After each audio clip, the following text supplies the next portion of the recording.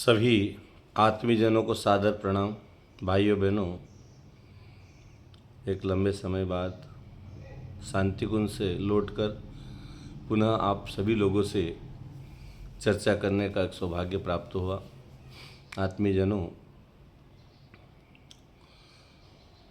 जीवन में यदि समर्पण आ जाए, समर्पण अपने इष्ट के प्रति, अपने गुरु के प्रति, अपने राष्ट्र के प्रति, अपने संस्कृति और धर्म के प्रति, तो निश्चित ही उसके बहुत सुंदर परिणाम आते हैं और जीवन धन्य धन्य हो जाता है। आत्मीजनों, एक राज्य में वीरवर नाम का एक जो है युवक रहा करता था। बड़ा बहादुर था, समझदार था, विवेकवान था, बुद्धिवान था, ज्ञानवान था और समर्पण भी उसका राष्ट्र धर्म संस्कृति के लिए था। राजा को अपने राजमहल में, अपने राज्य कर्मचारियों में ऐसे व्यक्ति की उन्हें आवश्यकता थी, तो राजा ने खोज आरंभ की और वीरवर नाम का ये व्यक्ति, ये योद्धा, ये युवक राजा से भेंट किया। राजा ने उससे पूछा कि भाई, हमने आपकी बड़ी चर्चा सुनी और आपके बारे में जो जाना है उससे हमारा मन लालित है कि आप हमारे राज्य के कार्यों में अपनी सेवाएं दें। वीरवर नाम के उस युवक ने कहा, साहब हम सेवा देने के लिए तैयार हैं, हमें कोई आपत्ति नहीं है, हमारा भी राष्ट्र है, हमारा भी धर्म है, हमारा धर्म है कि हम अपने राष्ट्र में सेवा दें। बशर्त हमारी एक शर्त है कि हम अपने राज्य में सेवा दें, बदले में हमें जो पारिश्रमिक मानदेय मिले वो हमें 500 स्वर्ण मुद्राएं प्रतिदिन के हिसाब से चाहिए। राजा को बड़ा आश्चर्य हुआ। उन्होंने कहा, साहब ये तो पहले से इतना धन मांग रहा है, क्या सेवा करेगा। राजा ने अपने मंत्री परिषद से विचार किया। उन्होंने कहा, साहब क्या करना चाहिए। सभी ने विचार विमर्श के बाद एक प्रस्ताव दिया, सुझाव दिया। साहब हमने इसकी योग्यताओं को सुना है, परखा नहीं, तो परख लिया जाए, उसके बाद ठीक है। यदि योग्यता है तो योग्यता को तो उसका पारितोषिक मिलना ही चाहिए। तो राजा ने निर्णय दिया, भैया एक काम करो, हम आपको आपकी शर्त मान लेते, लेकिन शुरुआत में हम 2 दिन आपका काम देखेंगे, 2 दिन के अनुसार आपके 500 के हिसाब से स्वर्ण मुद्रा दी दी जाएगी। उसको 2 दिन काम पे रखा गया। पहले दिन उसने काम किया, बड़ी ईमानदारी से, बड़ी लगन से, बड़ी मेहनत से, बड़े समर्पण भाव से उसने काम किया और काम किया। शाम हो गई, शाम हुई तो राजकोष से जो वहाँ के व्यवस्था में लगे थे उनने 500 स्वर्ण मुद्रा उसको दे दी। अब बारिश बात की थी, राजा ने स्वर्ण मुद्रा देने के साथ ही ये भी निर्देश जारी कर दिए थे कि ये जब स्वर्ण मुद्रा लेकर जाए तो देखा जाए ये व्यक्ति उस स्वर्ण मुद्राओं का करता क्या है। भाई इसको स्वर्ण मुद्रा 500 चाहिए तो इतने राशि का करेगा क्या, कहाँ उपयोग करता है, इसको क्या आवश्यकता है। तो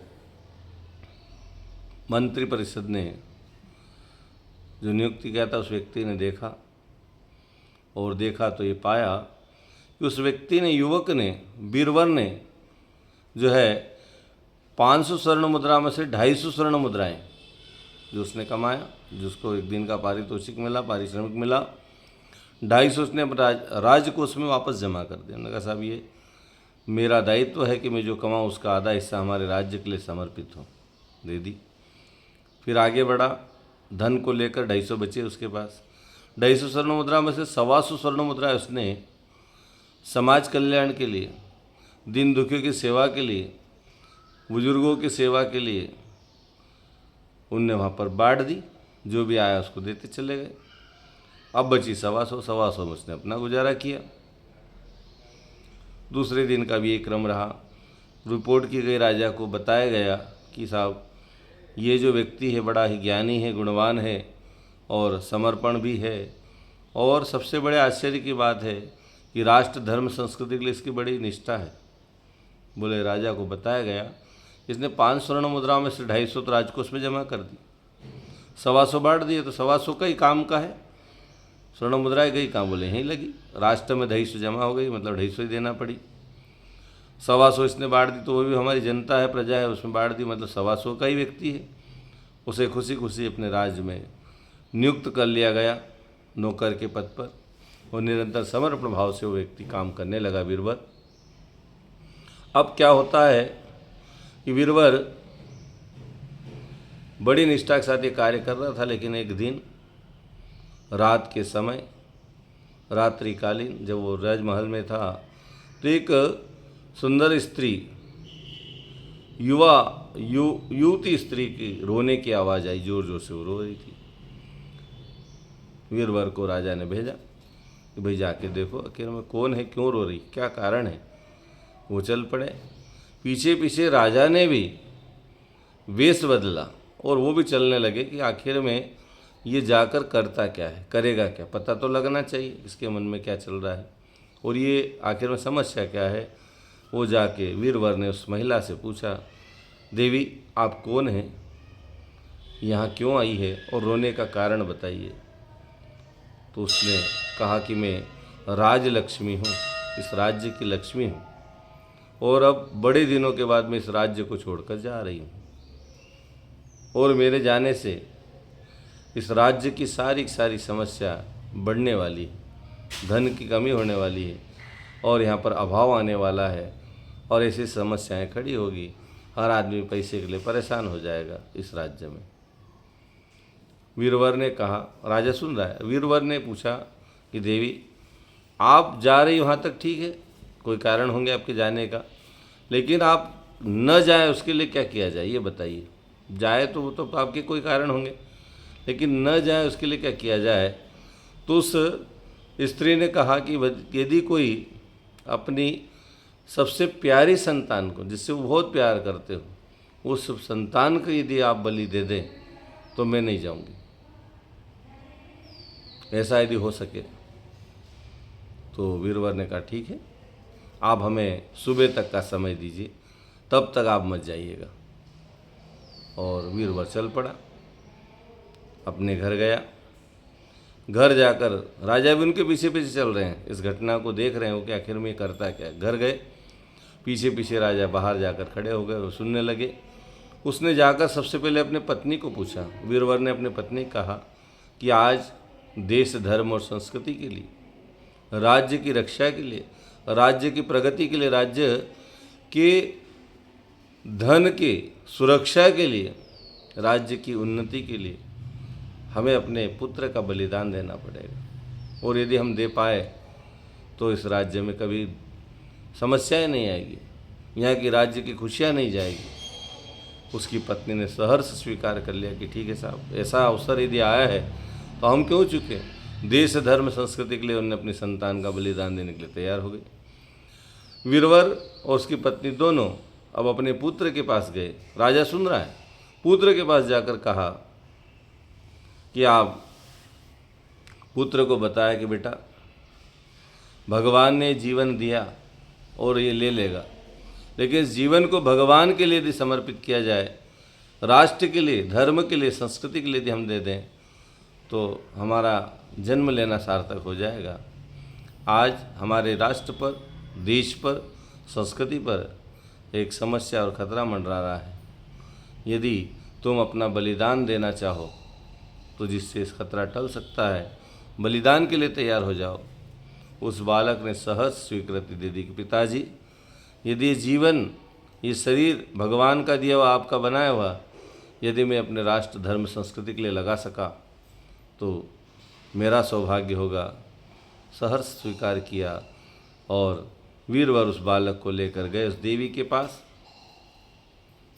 उसकी पत्नी भी चली।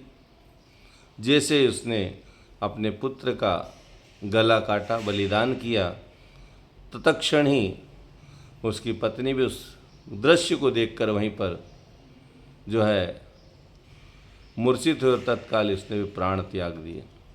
इधर बेटे को मार दिया, पत्नी स्वतः ही मर गई।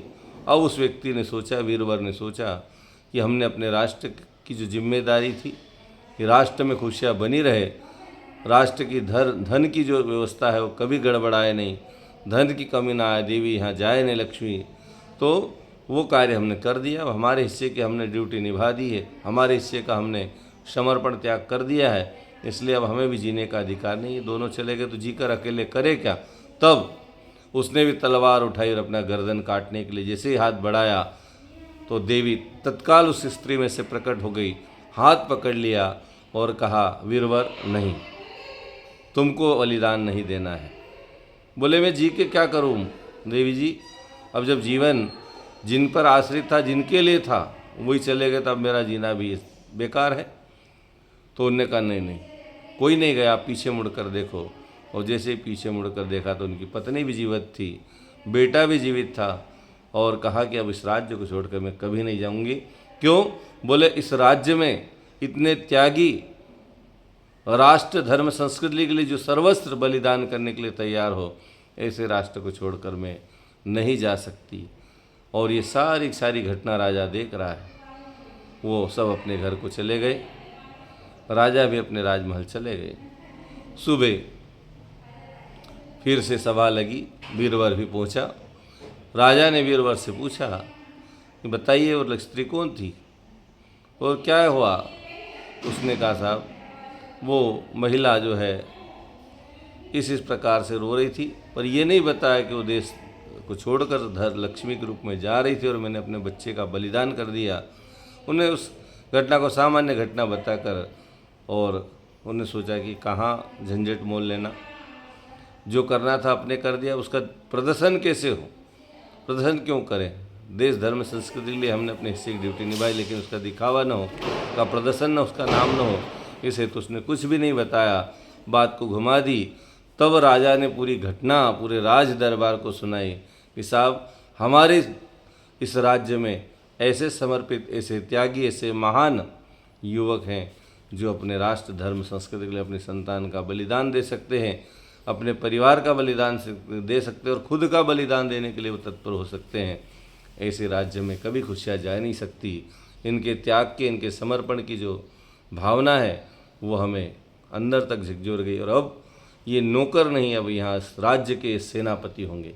और वही घोषणा हो गई, उनको सेनापति नियुक्त कर दिया गया और सभी ने उनका सम्मान किया। भाइयों बहनों, जीवन में जब भी ऐसे अवसर आते हैं राष्ट्र धर्म संस्कृति के लिए, तो उसके लिए त्याग की, समर्पण की भावनाएं हमारे अंदर आना चाहिए, और तभी ये जीवन सफल हो सकता है, धन्य हो सकता है। नहीं तो हर व्यक्ति धरती पर आता है और मर जाता है, साथ कुछ ले जाता नहीं है, उसके किए हुए कार्य उसको याद दिलाते हैं। इसलिए हम सदैव देश धर्म संस्कृति के लिए जिएं, सच्चा त्याग करें, सच्चा समर्पण करें, राष्ट्र देवता की हम आराधना करें, तभी हमारा जीवन सफल होगा। ओम शांति।